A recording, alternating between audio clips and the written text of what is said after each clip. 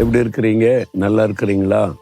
ஆண்டவர் இயேசு கிறிஸ்து உங்க மேல ரொம்ப அன்பும் அக்கறையும் உள்ள ஒரு தேவன்.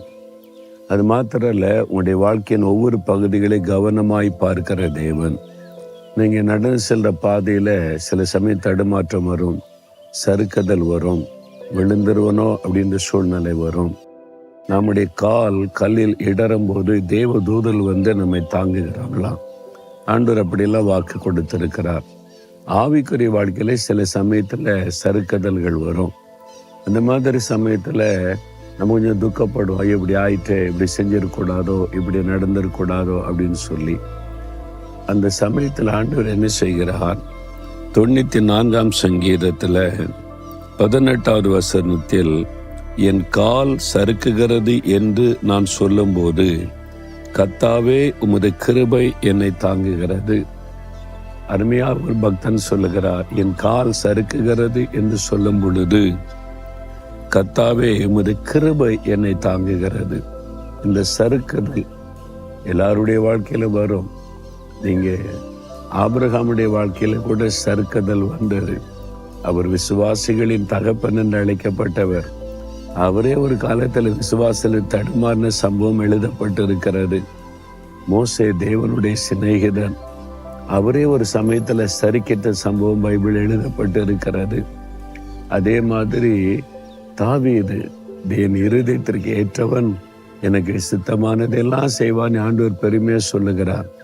அவருடைய வாழ்க்கையில கூட ஒரு சறுக்குதல் வந்தது.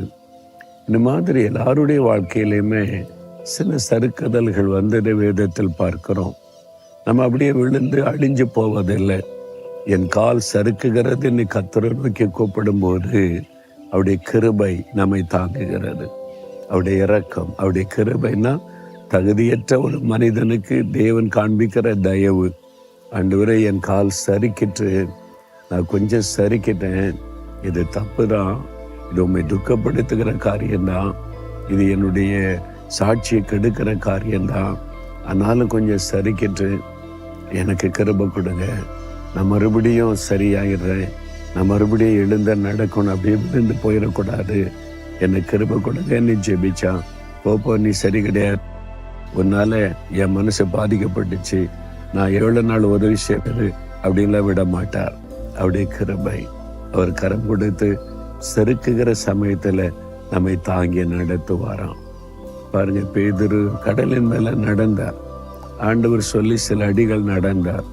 அப்புறத்தினால் திரும்பி பார்த்து சூழ்நிலை பார்த்த உடனே ஒரு சறுக்குதல், பயம், அமிழ்ந்து போனார். அப்போ ஆண்டவரே ரட்சின்னு கூப்பிட்டார். தப்பு பண்ணிட்டேன், உங்களை பார்த்துக்கிட்டே இருக்க வரைக்கும் கரெக்டா நடந்து வந்தேன், கொஞ்சம் உங்களை விட்டு வேற பார்வை வேறு பக்கம் திருப்பினேன், கால் சறுக்கிட்டு நான் இப்ப அமிழ்ந்து கொண்டு இருக்கிறேன், அவ்வளவுதான், ஐயோ அம்மான்னு எல்லாம் சொல்லலை, ஆண்டவரே ரட்சியும். ஆண்டவர் உடனே, நீ ஏன் தப்பு பண்ண, என்னை பார்க்காம ஏன் அங்க பார்த்த, அதனால தான் அமிழ்ந்து போனப்போ அப்படின்னு விடவில்லை. ஆண்டவர் கரம் நீட்டி அவனை தூக்கி, ஏன் சந்தேகப்பட்ட அப்படின்னு ஆண்டவர் கேட்கிறார். நம்முடைய வாழ்க்கையில மனுஷங்க தானே, பலவீனம் உள்ளவங்க தானே, சில சமயத்துல சரிக்கிறோம்.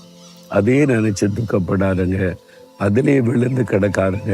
ஆண்டவர் சொல்ற, நான் உன்னை தாங்குறேன், நான் இன்னும் மேல கிருபையா இருக்கிறேன், காம் எழும்பு அப்படின்னு ஆண்டவர் சொல்லுகிறார். அவருடைய கரத்துல உங்களுடைய கரத்தை கொடுத்து பாருங்க, மறுபடியும் தூக்கி உங்க பக்கத்துல நிறுத்தி அவர் உங்களை அழகாய் கொண்டு போவார். இன்னைக்கு சறுக்கி போன சூழ்நிலையில ஒரு பாதிக்கப்பட்ட உள்ளத்தோட இந்த நிகழ்ச்சியில பார்த்து கொண்டு இருக்கிறீங்களா? இதயத்துல கை வைங்க. ஆண்டவரே, என் கால் சறுக்கிட்டு, நான் கொஞ்சம் உங்களை துக்கப்படுத்திட்டேன், நான் வேதனைப்படுத்திட்டேன், ஒரு தப்பு பண்ணிட்டேன், எனக்கு எது துக்கமா இருக்குது, என்னை மன்னிச்சிருங்க, என்னை தாங்குங்க, உங்களுடைய கிருபை என்னை தாங்காட்டா நான் என்ன செய்ய முடியும், எனக்கு உதவி செய்யுங்க. யார் யார் அப்படி ஜெபிக்கிறாங்களோ ஒவ்வொரு மகனுக்கும் மகளுக்கும் உங்களுடைய கிருபை கொடுத்து தாங்குங்க அப்பா. இயேசுவின் நாமத்தில் ஜெபிக்கிறேன் பிதாவே. ஆமேன், ஆமேன்.